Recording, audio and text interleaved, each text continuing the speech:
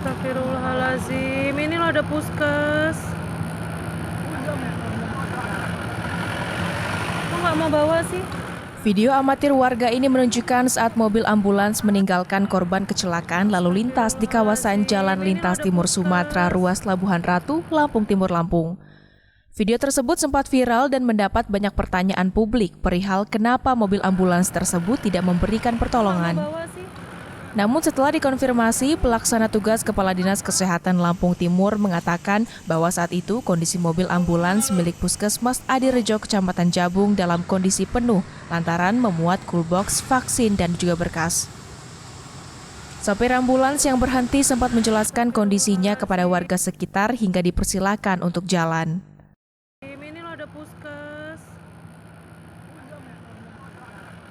Mobil ambulan tersebut adalah mobil ambulan Puskesmas Adirejo, Kecamatan Jabung, yang sedang dalam perjalanan pulang setelah pengambilan vaksin dan berkonsultasi ke Dinas Kesehatan Kabupaten Lampung Timur.